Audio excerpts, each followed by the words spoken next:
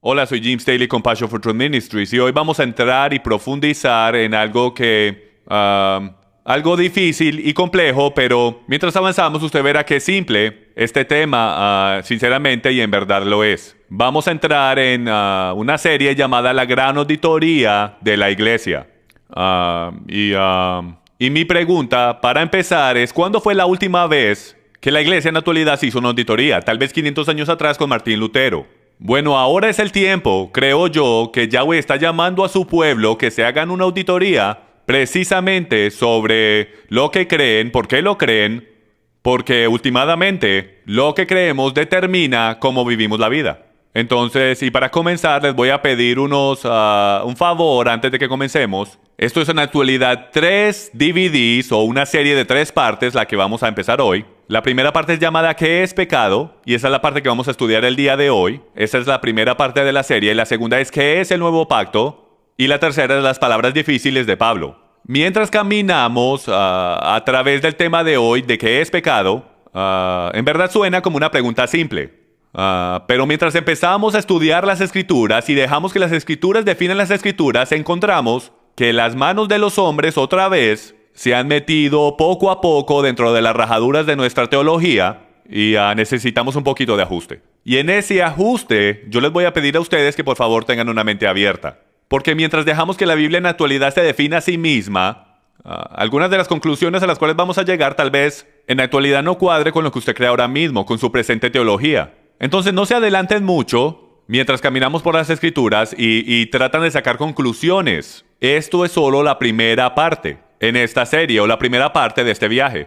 Entonces lo que vamos a tratar de responder y la pregunta últimamente es que si la ley de Dios o los mandamientos de Dios o los pactos de Dios que fueron dados en la montaña Sinaí es eso todavía para hoy. ¿Ha sido eso abolido?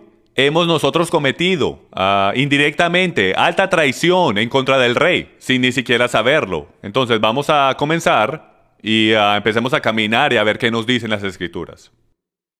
La primera pregunta es, ¿estamos nosotros en violación a las leyes del rey? Como dije antes, vamos a lidiar con qué es pecado, qué es el nuevo pacto, y por último, las palabras difíciles de Pablo, porque yo sé que muchos de ustedes, igual que yo, podemos admitir que mucho de lo que Pablo dice es un poco difícil de entender. Pero yo les voy a someter a ustedes en esa serie, y cuando lleguemos a esa serie, que mucha de la razón por la cual mucho de lo que Pablo está diciendo es un poco difícil de entender, es porque lo estamos mirando desde la perspectiva incorrecta. Lo estamos mirando desde nuestra perspectiva y no desde la perspectiva de él.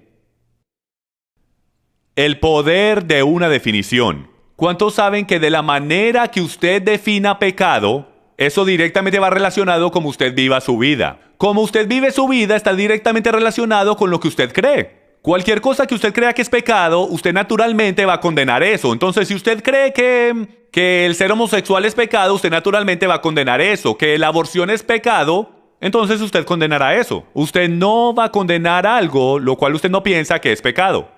Entonces yo les voy a someter a ustedes que lo que usted en la actualidad crea es increíblemente importante porque usted ya está haciendo lo que usted cree. ¿Ok? Lo que usted crea o cree que no es pecado, usted naturalmente lo va a apoyar. Entonces lo que vamos a hacer en tratar de responder la pregunta de qué es pecado es de que nos queremos asegurar que cuando nos paremos delante de Dios al final de los tiempos, de que nuestra definición de pecado sea exactamente la misma definición que Él tiene. ¿Ok? Antes de que las Escrituras nos digan exactamente qué pecado es, vamos a ir por el internet por un momento, porque muchos de nosotros usamos el internet para muchas cosas, pero vamos a descubrir exactamente qué nuestra cultura dice sobre qué es lo que es pecado si haces la búsqueda. Una búsqueda en Google, por ejemplo, sobre qué es pecado. Algunas de las definiciones que encontré en el internet eran desconocimiento de Dios. Un acto, según los teólogos, de una transgresión de la voluntad de Dios. Wikipedia dice, el pecado es un término usado principalmente en un contexto religioso para describir un acto que viola una norma moral o el estado de haber cometido tal infracción. Comúnmente, el código moral de conducta es decretado por una entidad divina. Ahora, yo quiero mencionarles que Wikipedia dice ahí, comúnmente, es decretado por una entidad divina. Eso significa que de vez en cuando una entidad no divina puede en la actualidad empezar a definir lo que ese pecado es. Entonces, lo que queremos hacer de nuevo es asegurarnos que lo que nuestra definición de pecado es exactamente su definición de pecado. Ahora, ¿eso por qué es tan importante? Les diré por qué esto es tan crítico. Y es porque nosotros no queremos estar ofendiendo a Dios y ni siquiera saberlo. Nosotros no queremos ser como los israelitas que se encontraron a sí mismos en la base de la montaña Sinaí. Recuerden cuando estaban en la base de la montaña Sinaí y Moisés subió al tope de la montaña por 40 días y 40 noches, ¿ok? Y él nunca va a regresar, pensaron ellos. Entonces, ¿qué fue lo que ellos decidieron hacer? Ahora, ellos vienen de una cultura que tiene dioses y diosas para todo. Y ellos creaban ídolos como mediadores entre los dioses y ellos. Y entonces Moisés se convirtió en el mediador entre ellos y Yahweh. Bueno, cuando Moisés arrancó y nunca regresó, ellos necesitaron un nuevo mediador. Entonces, contrario a lo que todos hemos sido enseñados sobre el becerro de oro, ellos no estaban adorando a otro Dios, desde su perspectiva. Hay un desacuerdo en las escrituras, se los voy a mostrar en un momento, solo quiero probar un punto, de lo crítico que es que nos aseguremos que definamos pecado desde la perspectiva de Dios, Yahweh. Dice en el texto que Aarón dice, mañana vamos a tener una celebración a Yahweh. Si ven desde su perspectiva, lo que ellos hicieron fue reemplazar a Moisés, y ellos habían venido de las tradiciones y doctrinas de hombres en Egipto. Entonces tomaron a sí mismos su propio historial y su cultura y crearon un sistema, un nuevo mediador, un nuevo sistema sacrificial, si puedo, para traer delante de su nuevo Dios. Ahora, el problema es que desde su perspectiva todo estaba súper bien y bien bonito y todo estaba yendo en la dirección correcta. Pero desde la perspectiva de Dios, ¿qué fue lo que Yahweh le dijo a Moisés cuando estaban en la montaña? Él le dijo, Moisés, un momentico, estoy escuchando algo. Moisés, tú necesitas bajar la montaña porque el pueblo está sirviendo a otro Dios. Están adorando a otro Dios. Ahora, si ven, de ahí es donde lo cogemos en el texto de nuestras historiecitas en la iglesia, todos los domingos, que el pueblo estaba adorando otros dioses y que por eso era que Dios se había enojado tanto. Pero ese no era el caso, amigos míos. Era desde la perspectiva de Yahweh que ellos estaban adorando a otro Dios. Desde la perspectiva de los israelitas, para ellos no. Si ven, Dios había definido pecado de una manera. El pueblo lo definió de otra manera. Eso es lo crítico, porque 3,000 personas murieron en aquel día. Entonces, el por qué estamos viendo a través de esto, y yo sé que a lo mejor sea una pregunta tonta el preguntar de ¿qué es pecado? ¿No todo el mundo sabe qué es pecado? Bueno, no, nadie. Todos no sabemos lo que pecado es, porque si no, no estuviéramos haciendo las mismas cosas. Todo el mundo hace lo que le parece bien en sus propios ojos. Y yo le voy a someter a ustedes que es porque nosotros estamos bien removidos de la definición bíblica de pecado. ¿Ok? El diccionario Webster dice, una ofensa contra la ley religiosa o moral, una acción que es o se siente ser altamente reprensible, una transgresión a menudo grave, un fallo, transgresión de la ley de Dios y un estado viciado de la naturaleza humana en la que él está alejado de Dios. Ahora, trabajemos a través de algunas escrituras en el Nuevo Testamento, algunas escrituras bien populares sobre pecado, Romanos 6:1. ¿Qué diremos entonces? ¿Continuaremos en pecado para que la gracia abunde? Romanos 3:23, prácticamente todo el mundo ha escuchado este versículo, por cuanto todos pecaron y no alcanzan la gloria de Dios. Bueno, como definamos pecado está directamente relacionado con lo que saquemos de este versículo. Romanos 6:23 dice, porque la paga del pecado es muerte, pero la dádiva de Dios es vida eterna. Ahora, nosotros hemos hablado de estos versículos todas nuestras vidas mientras compartimos el Evangelio con el pueblo. Pero yo voy a someter la pregunta, ¿qué en actualidad significa pecado? Cuando Pablo escribió estas escrituras en Romanos 3 y Romanos 6, ¿qué era lo que estaba en su mente? ¿Qué él quiso decir cuando él dijo, la paga del pecado es muerte y todos han pecado? ¿Cómo definamos pecado? Va a ser exactamente lo que saquemos de ese versículo. Y lo que saquemos de ese versículo es últimamente cómo viviremos nuestra vida. Entonces necesitamos ayuda. ¿Están de acuerdo? Si vamos a definir alguna palabra en alguna lengua, ¿cuál sería un libro valioso para usar para ayudar a definir esa palabra? Bueno, yo espero que hayan dicho un diccionario, porque eso es exactamente lo que necesitamos.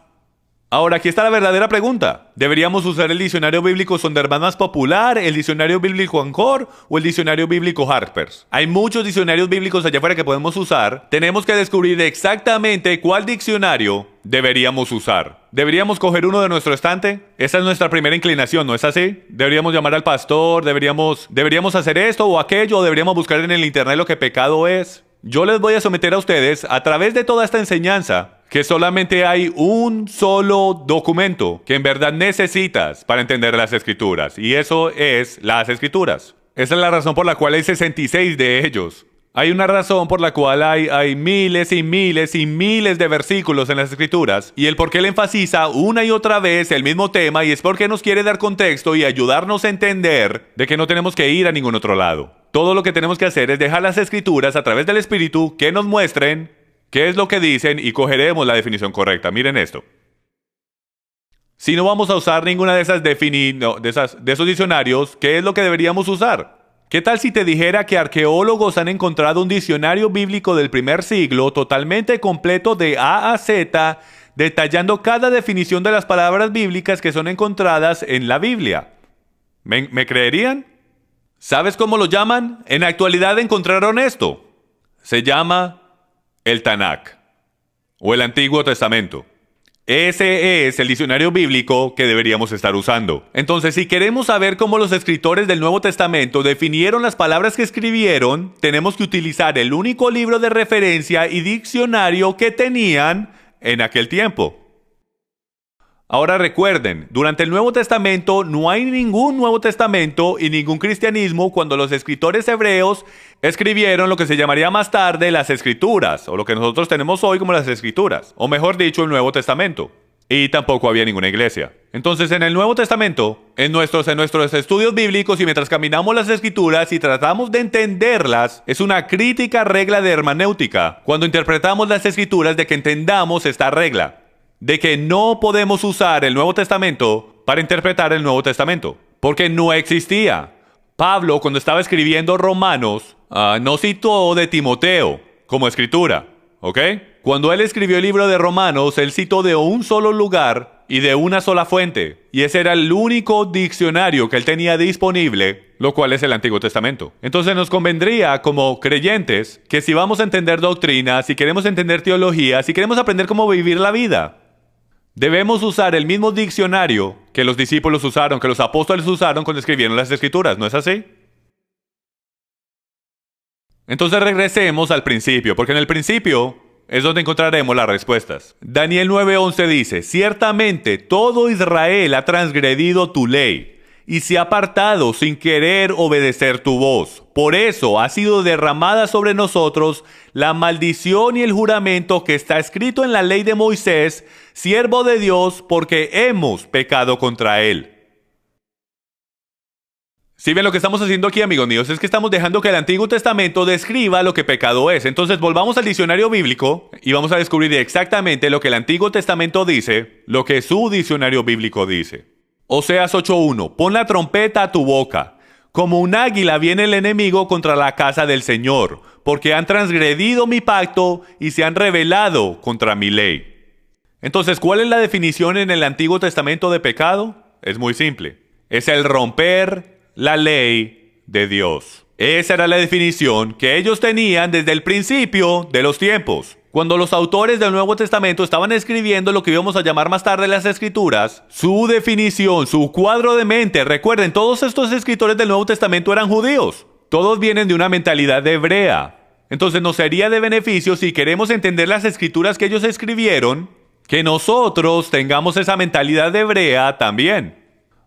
Entonces, mientras caminamos por las Escrituras, recuerden, lo que estamos haciendo es tomando los lentes de nuestra mentalidad de sociedad greco-romana y teología del siglo XXI y la vamos a poner al lado por un momentico y nos vamos a poner los lentes que Pablo, Timoteo y Juan y Lucas, que todos ellos tenían, porque esos lentes eran hebreos, ¿ok? Porque si tú pudieses ir al primer siglo y preguntarle a cualquier niño judío ¿qué es pecado?, él te diría que era quebrar la ley de Dios. Entonces, ahora que sabemos lo que el Antiguo Testamento dice de lo que es pecado, vamos al Nuevo Testamento y vamos a ver si hay alguna diferente interpretación. Romanos 3:20 dice esto: porque por las obras de la ley ningún ser humano será justificado delante de él. Pues por la ley viene el conocimiento del pecado. Entonces aquí lo que tenemos es una escritura del Nuevo Testamento que está detallando para nosotros exactamente lo que pecado es y qué es lo que hace. Nos trae a nosotros el conocimiento que hemos roto los mandamientos de Dios. Si nosotros aquí mismo, Pablo dice en Romanos 3:20 que la ley te dice cuando tú estás en pecado. La ley trae conocimiento de pecado. Vamos a reversar eso. Muchas veces si quieres entender las escrituras, lo puedes reversar y te jalará un significado un poco más profundo. Eso significa que sin la ley no hay conocimiento de pecado. ¿Ok? Aquí tenemos un problema en nuestro pensamiento cristiano. Porque nuestra mentalidad cristiana o la teología con que crecimos dice que la ley de Dios ha sido abolida. Que el antiguo pacto es viejo. ¿Sí ven? Y nuestra definición de viejo significa que nuevo es mejor. Saca lo viejo y trae lo nuevo, ¿verdad? Las únicas personas que ven valor con lo viejo son personas que guardan artefactos. O si tú eres un vendedor en garajes. Si tú eres un vendedor en garajes, tú definitivamente ves el valor en algo que está viejo. Y eso es lo que queremos hacer aquí en las Escrituras. Queremos traerle valor. Queremos poner el Nuevo Testamento y el Antiguo Testamento y unirlos. Y asegurarnos que las definiciones que son dadas son exactamente lo que los discípulos tenían en mente. Y su definición de pecado solo puede ser encontrada en la ley. Romanos 7:8 dice, pero el pecado, aprovechándose del mandamiento, produjo en mí toda clase de codicia. Porque aparte de la ley, el pecado está muerto. Tomemos un momentico y vamos a profundizar en esto. Lo que él está diciendo es que si tú remueves la ley de Dios, tú no tendrás habilidad de saber lo que pecado es. El pecado está muerto. Porque no tiene ninguna oportunidad de condenarte. Si tú remueves la ley, tú remueves el poder de la ley sobre ti para condenarte. Ahora, un rápido pensamiento que vas a tener es: eso es bueno. No queremos que la ley nos maldiga. Bueno, amigos, si no tenemos una maldición, no necesitamos un redentor. Así de crítico es que este tema es. Primera de Corintios 15:56 dice esto: el aguijón de la muerte es el pecado, y el poder del pecado es la ley. ¿Qué significa esto? Muy sencillamente que el pecado no tiene ninguna definición afuera de la ley. El poder del pecado es la ley misma. Tú remueves la ley, no hay pecado. El pecado no tiene poder. Porque el poder del pecado sobre el hombre es porque la ley define exactamente lo que es. Santiago 2:9. El presidente del Concilio de Jerusalén, el hermano de Yeshua, dice esto: pero si mostráis favoritismo, cometéis pecado y sois hallados culpables por la ley como transgresores. Ahora, esa es una cita directa de Levíticos 19:15. Él está diciendo la misma y exacta cosa que se dijo en el Antiguo Testamento, ahora se está diciendo también en el Nuevo Testamento. De que pecado es la transgresión de la ley de Dios. Y ahora nos moveremos a este muy poderoso, bien articulado versículo en el Nuevo Testamento que nos dice definitivamente, y es el campeón mundial del Nuevo Testamento si puedo, el cual se alinea directamente con el Antiguo Testamento sobre lo que es pecado, y es primera de Juan 3:4, que dice: cualquiera que hace pecado traspasa también la ley, pues el pecado es la transgresión de la ley. Ahora, ¿podemos tener alguna más clara definición exactamente de lo que pecado es? Es la transgresión, es el quebrar la ley de Dios. Pecado es quebrar la ley de Dios. Entonces, con esto en mente, este va a ser un curso bien divertido, pero también muy intrigante. Vamos a regresar otra vez a algunos de nuestros versículos preferidos en el Nuevo Testamento y nos vamos a quitar nuestro griego-romano, mentalidad cristiana de lo que pecado en verdad significa, y vamos a leer los versículos como si pecado es en la actualidad quebrar los mandamientos.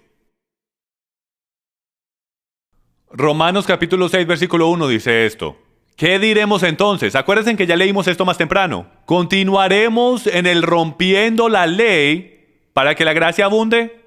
Ahora, a muchos de nosotros se nos ha dicho que creciendo en nuestros círculos cristianos que ya no estamos bajo la ley, que estamos bajo gracia. Bueno, aquí está una pregunta. Quiso Pablo decir aquí en Romanos capítulo 6, versículo 1, que ya nosotros no tenemos que guardar la ley de Dios, que podemos quebrar la ley de Dios, porque la gracia abundará. Bueno, aquí él nos detalla a nosotros que no debemos seguir quebrando la ley o pecando para que la gracia abunde. ¿Sí ven la diferencia? Cuando tú defines el pecado como una ambiguo, tú sabes, filosofía, pensamiento filósofo de quebrar ley moral o quebrar la ley de conducta de la sociedad o algo así, lo que estás haciendo es removiendo el poder y la clara definición de las escrituras. Ella disimuladamente es movida hacia la izquierda. Tú le das 2000 años de historia y las escrituras completas se convierten liberales, se convierten bien izquierdistas, porque se han movido lentamente hacia la izquierda durante el tiempo. Si tú regresas y tú redefines las escrituras exactamente como los autores la definieron y es por el diccionario que ellos tenían, lo que encuentras es que no deberíamos continuar rompiendo la ley. Y amigos, la única ley en el Nuevo Testamento era la ley de Dios en el Antiguo Testamento. Romanos 6:15 dice, ¿entonces qué? ¿Vamos a pecar, romper la ley? Porque no estamos ya bajo la penalidad de la ley, sino bajo la gracia. De ninguna manera. Probablemente una de las más mal interpretadas y más mal entendidas escrituras de todos los tiempos es aquí en Romanos capítulo 6. Dice, ¿vamos a continuar pecando porque no estamos bajo la ley, sino bajo la gracia? Hemos redefinido eso, amigos míos, como vivir sin la ley de Dios. De que ya no estamos bajo la jurisdicción de la ley, no tenemos que guardar los mandamientos de Dios, no hay instrucciones de vida fuera de lo que encontramos en el Nuevo Testamento. Estamos bajo gracia, como si gracia, la definición de gracia, es libertad para pecar.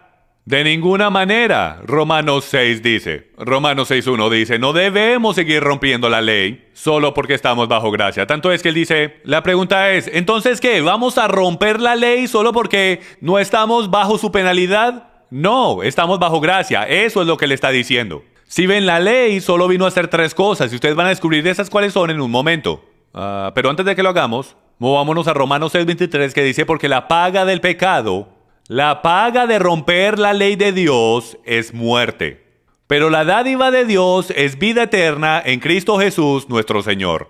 Si ven cómo cambia eso, la connotación, el significado del versículo solo un poquito. Y es porque cuando en la actualidad lo definas como quebrar la ley de Dios, lo cual es la definición, primera de Juan 3:4, entonces lo que tenemos es, la paga por quebrar los mandamientos es muerte.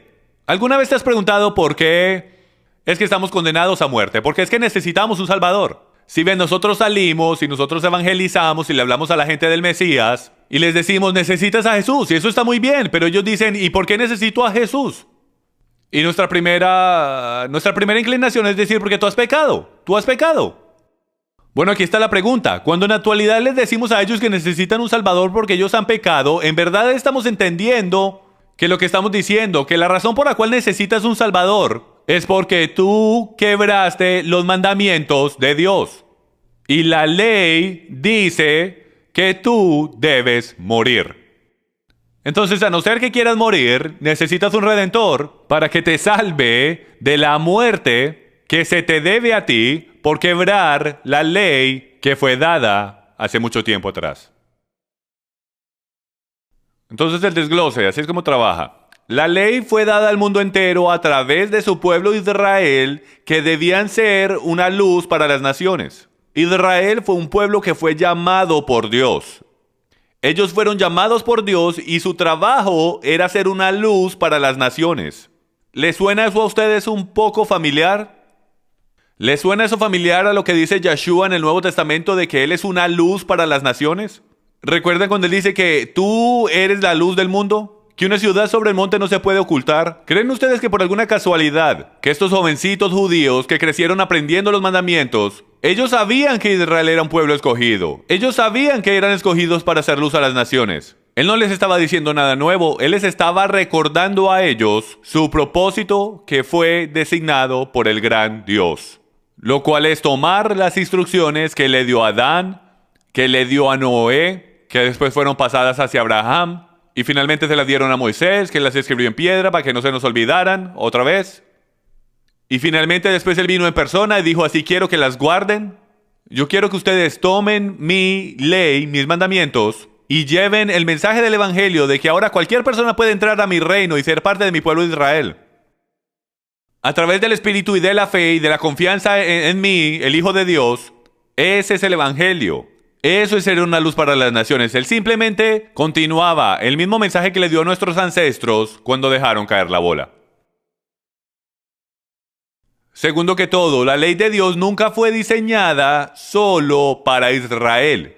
El mundo entero está bajo su jurisdicción. Vamos a ver lo que Pablo dice en Romanos capítulo 3, versículo 19. Dice, ahora bien, sabemos que cuanto dice la ley, lo dice a los que están bajo la ley. Ahí está ese término otra vez, ese término mal entendido. Para que toda boca se calle y todo el mundo sea hecho responsable ante Dios.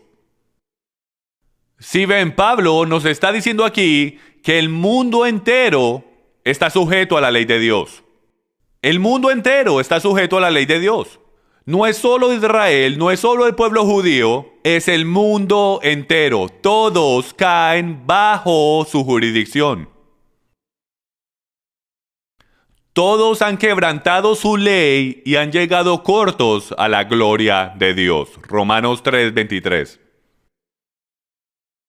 La paga por romper la ley de Yahweh es muerte. Nosotros sabemos esto, sino que no estamos haciendo la matemática de que la razón por la cual tenemos que morir es porque rompimos los mandamientos. Ahora aquí está la pregunta. ¿Por qué tenemos que morir? ¿Por qué es que el romper la ley de Dios es muerte? ¿Por qué es que la misma cosa que fue supuesta a ser dada para vida se convirtió en muerte para nosotros, como Pablo dice? Si ven, porque Pablo habla sobre la ley de vez en cuando en una manera negativa, nosotros lo tomamos como que la ley entera de Dios es negativa, que es una maldición, que es mala. No, lo que en actualidad está haciendo es que nos está dando una muy buena definición de exactamente lo que la ley hace. Entonces, en la próxima pantalla les voy a mostrar lo que la ley en la actualidad hace. Ella solo hace 3 cosas. Número 1. Nos bendice a nosotros cuando la guardamos. Deuteronomio 11:26 dice eso. Pongo delante de ustedes bendiciones y maldiciones. Número 2. Te maldice cuando la rompes. Cuando la rompemos, nos maldice. Está diseñada para hacer eso. Y número 3, define lo que es pecado. Primera de Juan 3:4, pues el pecado es la transgresión de la ley. Deuteronomio 11:26, he aquí yo pongo hoy delante de vosotros la bendición y la maldición. Y amigos míos, eso no era solo para Israel. Eso era para todos nosotros, ¿ok? Eso era para el mundo entero. De que cuando tú pecas y tú quiebras la ley de Dios, tú mereces muerte. Ahora recuerden, la ley es un documento estático. La única persona que puede cambiarlo es aquel que lo escribió. ¿Ok? Nosotros no podemos coger y cambiar y decir, bueno, no me gusta esto, no me gusta aquello, porque eso es exactamente lo que nuestros ancestros hicieron, exactamente lo que los israelitas hicieron. En la montaña Sinaí, cuando la palabra escrita fue dada, cuando la palabra de Dios fue dada, el Espíritu también estaba supuesto a ser dado. Recuerden, ellos decidieron en contra de ese plan. Ellos querían a Moisés que subieran, ellos querían un rey, ellos no querían ser sacerdotes de un Dios viviente y tener una relación personal. Si ven solo mitad, yo voy a someterles que solo mitad de la ley de Dios fue entregada en la montaña Sinaí. Fueron las instrucciones escritas. Pero ¿cuántos de ustedes reconocen que si tú le das a un niño de 8 años un libro de matemática y le dices, aquí está el manual de instrucciones, va a ser muy difícil para él o ella de que implemente eso en su vida sin un maestro, sin un ayudante, ¿lo ven? Pero ellos no querían el ayudante, no querían la relación personal. Ellos querían descubrirlo por ellos mismos. Ellos querían que alguien reinara sobre ellos, entonces Dios les dio exactamente lo que ellos querían. Y 1200 años después, el día de Pentecostés vino por segunda vez. Excepto que esta vez estaban listos, ellos lo querían. Y el Espíritu Santo descendió sobre ellos en el día de Shavuot y cumplió lo que ellos debían haber recibido desde el principio en la montaña Sinaí en el día de Pentecostés la primera vez. Entonces juntos tienen el Espíritu ahora y la verdad y caminaban en ella. Y por eso era que había poder. Si ven, la ley solo hace 3 cosas. Define lo que pecado es, nos maldice y nos bendice a nosotros. Ciertamente no podemos decir que si tú eres bueno con tu cónyuge o si tú eres bueno con tus hijos y los enseñas de la manera correcta que no hay bendiciones. ¿De dónde crees que esas bendiciones están viniendo? Están viniendo de la misma cosa que llamamos el Mesías, Yeshua, Jesús. Y lo llamamos a él la palabra hecha carne. Bueno, en el primer siglo, cuando Juan dijo, la palabra se hizo carne, ¿cuál era la definición de él de palabra? Era la Torá, las instrucciones de vida. La misma cosa que era llamada el camino, la verdad y la vida. En el Antiguo Testamento era llamado la secta del camino. En el Nuevo Testamento, ¿por qué? Porque Jesús, cuando él abrió su manto de quién en verdad él era, él dijo, yo soy el camino, la verdad y la vida. La razón por la cual los rabinos y los fariseos y el pueblo se estremecieron, sorprendidos y hasta en shock, es porque ellos sabían lo que el camino, la verdad y la vida en verdad era. Era la Torá con la que ellos crecieron, y lo que este hombre, este rabino Yeshua, se estaba llamando a sí mismo, era la Torá viviente, el viviente manual de instrucciones para vida. De que él, después de que él muriese, iba a mandar el ayudante que nos iba a ayudar a nosotros, cómo vivir. Entonces la ley, como dice en Gálatas, es hasta Cristo. Absolutamente. No tiene más autoridad sobre nosotros. Ya no hay condenación para esos que están en Cristo. Si ven cómo trabaja, nosotros lo miramos como que la ley está aquí. O disculpen, si la ley está aquí, Cristo está acá, hasta significa que ya no existe después de ahí. Pero el contexto entero está hablando sobre autoridad. La ley no tiene autoridad para condenar. El Mesías, hay un nuevo sheriff en la ciudad. Él es el que decide quién se queda y quién se va. Y si tú estás en él, tú eres perdonado. Continuemos. Entonces rompimos la ley y todos merecemos morir. Sabemos eso. Gálatas 3:13 dice, Cristo nos redimió de la maldición de la ley, habiéndose hecho maldición por nosotros, porque escrito está, maldito todo el que cuelga de un madero. La ley en sí no es el problema, es la maldición que está sobre toda la humanidad por nuestra desobediencia. Romanos 7:7 dice, ¿qué diremos entonces? ¿Es pecado la ley? De ningún modo. Al contrario, yo no hubiera llegado a conocer el pecado si no hubiera sido por medio de la ley. Paremos aquí un segundo y vamos a través de Romanos 7 por un solo momentico. Nosotros todos sabemos lo que Romanos capítulo 7 dice. Las cosas que no quiero hacer hago, las que no quiero hacer sí hago, entonces no quiero, si quiero, no quiero, ¿verdad? Pero lo que es bien increíble para mí en mi nuevo caminar todos estos años, viendo a través de mis nuevos lentes, a través de la perspectiva hebrea del autor, cuando regresas e interpretas Romanos 7, lo que Pablo está diciendo es que yo quiero desesperadamente guardar los mandamientos de Dios, pero no puedo. Al final del capítulo él dice, en mi mente yo soy un esclavo a la ley de Dios, y en mi corazón esclavo al pecado, miserable de mí. Él quiere guardar la ley de Dios. La misma persona, el mismo apóstol que acusamos de deshacerse de la ley de Dios, es la misma persona que la quiere guardar. ¿Estamos viendo el problema con eso? El problema es que se está encontrando a sí mismo constantemente en guerra con la carne, el espíritu y la carne. Él está haciendo lo mejor para guardarla, pero no puede. Pero recuerden, el último versículo, el primer versículo de Romanos capítulo 8, debería ser el último versículo en Romanos 7, porque dice esto. Ahora pues, no hay ninguna condenación para esos que están en Cristo Jesús. ¿No es eso una cosa increíble? Es de que nosotros estamos condenados por la ley, estamos maldecidos y deberíamos ser colgados en un madero, pero el Mesías tomó esa maldición por nosotros, murió para que fuéramos libres de la maldición, no libres de la ley, libres de la penalidad que la ley da. Entonces aquí hay unas cuantas preguntas del millón. Número 1. Si no debemos guardar la ley de Dios, entonces ¿por qué prácticamente cada autor de las Escrituras, incluyendo a Santiago, Juan, Pablo y Jesús, nos dicen que debemos guardar los mandamientos? Recuerden a Jesús en Mateo. El joven rico viene a donde él y dice, ¿cómo hago yo para entrar a la vida eterna? Y Jesús le responde, bueno, guarda los mandamientos. Pero lo interesante es que nosotros estamos más familiarizados con la segunda parte de que vaya y venda todo lo que tiene. Bueno, se nos olvida que Jesús en la actualidad le dijo, Yeshua dijo, ve y guarda los mandamientos. ¿Quiso decir él que solamente fuera y los guardara por unos cuantos meses hasta que muriera? ¿O será que él estaba dando un principio eterno? ¿O le estaba dando a él un principio eterno que durará para siempre? Si ven, ese muchacho rico no se iba a morir. Él iba a vivir por varios años después de eso. Yeshua le estaba dando a él los principios de vida. Él dijo, tú has sido enseñado que el camino, la verdad y la vida son los mandamientos mismos. Él dice, yo te someto a ti, que yo soy el camino, la verdad y la vida. Que si tú pegas los mandamientos escritos con el espíritu de lo que te estoy diciendo, de quién yo soy, tú tendrás vida eterna. Si ven, hay una razón por la cual en Apocalipsis, al final de los tiempos, la bestia se va detrás de esos que guardan los mandamientos de Dios y guardan el testimonio de Yeshua. Nuestra pregunta del millón número 2. Si la ley de Dios está abolida, y eso es lo que nos han dicho a todos, y la definición de pecado es romper la ley de Dios, primera de Juan 3:4, entonces ¿cómo puede existir tal cosa como el pecado? ¿Cómo es que va a poder haber alguna posibilidad de que el pecado siquiera exista si no estamos bajo la ley de Dios, si no hay ninguna ley de Dios? Y por último, pero no menos importante, número 3, ¿cómo puede posiblemente haber tal cosa como el día del juicio si no hay ningún estándar de ley por el cual juzgar?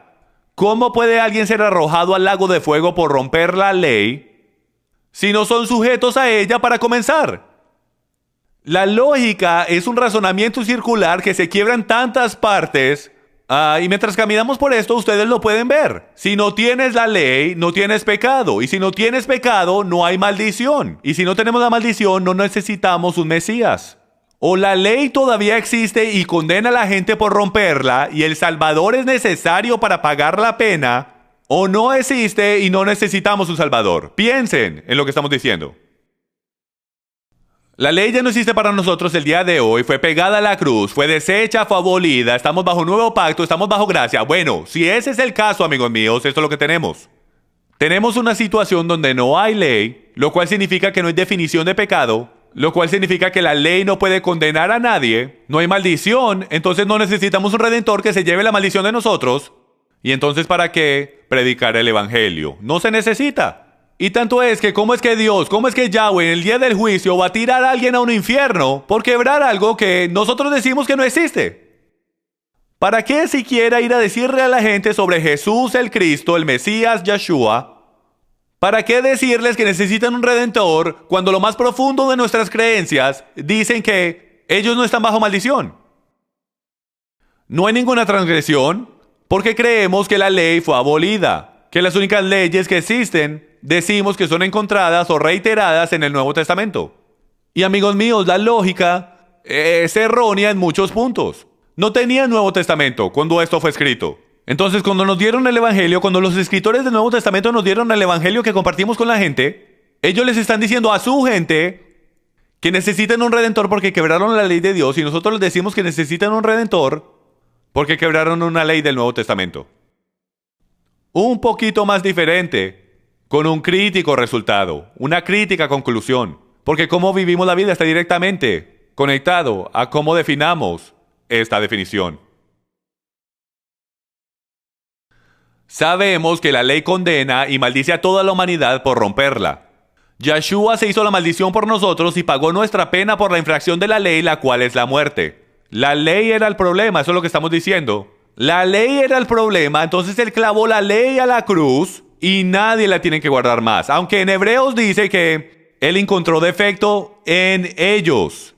Él no encontró defecto en la ley. Recuerden, Timoteo nos dice que la ley de Dios es perfecta. Dice que es perfecta y santa, y que es buena para toda doctrina, para toda enseñanza, para toda corrección e instrucción en justicia.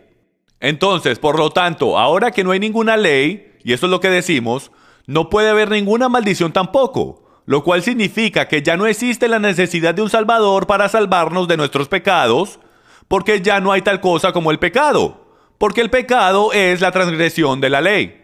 Entonces, para resolver el problema, nosotros como cristianos hemos dicho que los únicos mandamientos que hay que guardar son encontrados en el Nuevo Testamento, sabiendo que cuando los autores del Nuevo Testamento nos dijeron que guardáramos la ley de Dios, el Nuevo Testamento no existía. ¿Y saben qué? Es una muy buena cosa que estamos bajo gracia, amigos míos, porque en verdad que la necesitamos. Pues nosotros hemos sido engañados por Hasetán de que no era solo el sumo sacerdocio y el sistema sacrificial que había cambiado, sino que toda la ley de Dios había sido descartada. Y aquí hay otro pensamiento. Si la ley de Dios está abolida, como todos hemos sido enseñados desde que éramos pequeños, entonces significa que el sistema sacrificial está abolido también. Déjenme lo sorprendo un momento. El sistema sacrificial jamás ha sido abolido. Ahora están diciendo, oh Jim, ahora sí que estás confundido. No, piénsenlo. Yeshua, Jesús, se volvió nuestro sumo sacerdote. Si los planos sacrificiales fueron abolidos, entonces no necesitamos que el Mesías se haga el sumo sacerdote. No tiene que existir. Si ven, el sistema sacrificial sí existe, el Mesías es el sumo sacerdote, por la mera razón de que el sistema sacrificial todavía existe. Sangre todavía es requerida porque quebramos la ley. La diferencia es que Él se convirtió, Él cumplió el sistema sacrificial una vez por todas. Él se hizo el sacrificio de todos los sacrificios. No significa que el plano ha sido abolido, significa que el sacrificio de animales mismo ha sido abolido en el Mesías. Aquí está lo más increíble. El enemigo no solo nos ha hecho creer la idea de que la ley de Dios está abolida, sino que por encima de eso le hizo creer al pueblo de Dios que todo el plan de deshacerse de la ley completa fue idea de Dios. Que en la actualidad fue la idea de Dios de deshacerse de su propia ley. Cuando si lo pensamos bien, su ley es en la actualidad su Hijo. El Hijo de Dios es la ley de Dios, es la palabra hecha carne. Ciertamente Dios no se va a deshacer de su propio Hijo.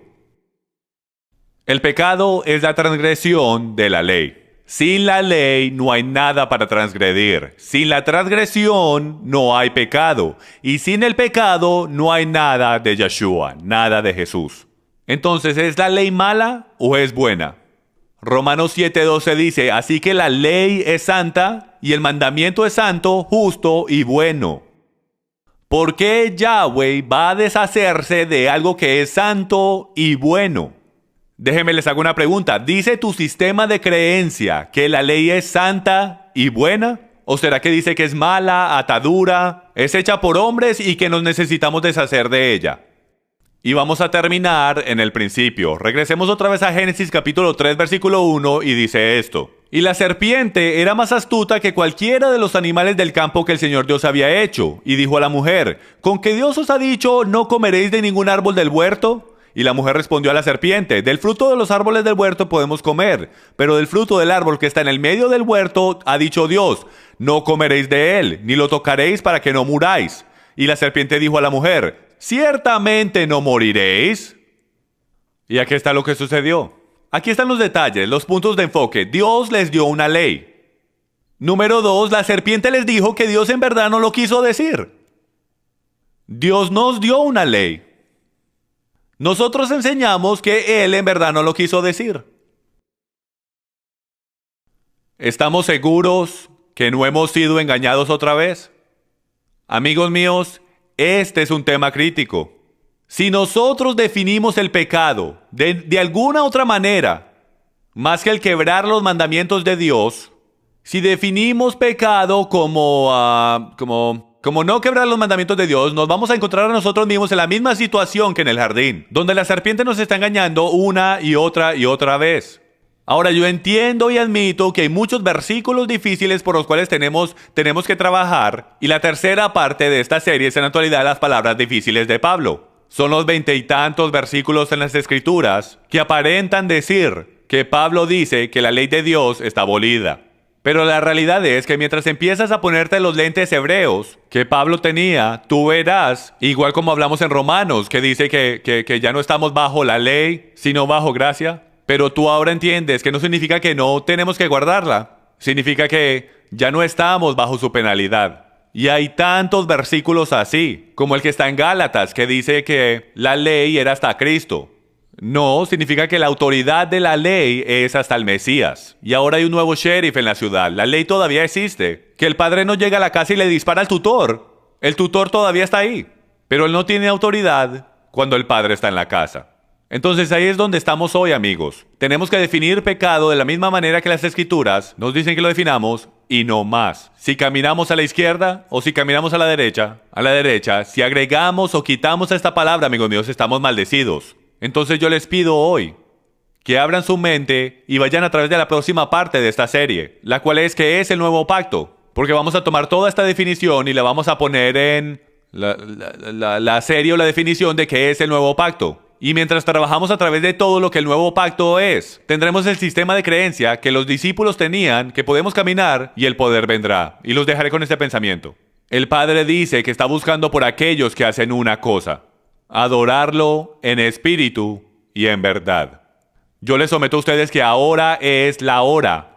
Hoy es el día que nos deshacemos de las doctrinas y tradiciones de hombres. Que auditemos nuestro sistema de creencia. Que auditemos toda doctrina. Que le digamos a todo culto religioso que ellos se tienen que auditar, y ahora es el tiempo que nos tenemos que auditar. Porque somos la novia del Mesías y el novio va a regresar y está preparado y listo. Y él va a regresar por una novia que no tiene ni mancha ni arruga. Por favor, este día únanse conmigo a seguir al Mesías exactamente de la manera que Él y sus discípulos lo hicieron en espíritu y en verdad. Oremos. Padre, te doy mil gracias por la oportunidad de solo profundizar en tu palabra, profundizar en las Escrituras y definir cosas de la manera que tú las defines. Tu palabra nos dice, Padre, que si tan solo te seguimos y confiamos en ti, tú nos guiarás a toda la verdad. Y esa verdad solo hace una cosa, hacernos libres. Padre, abre nuestros corazones, abre nuestras mentes para recibir esta palabra. Sin importar cómo se siente, yo oro, Padre, que caminemos dentro de ella, que traiga poder hacia tu pueblo otra vez, para que prepares a tu novia para tu regreso. Te agradecemos por todo lo que estás haciendo y todo lo que vas a continuar haciendo. En el nombre de tu grandioso Hijo. Amén.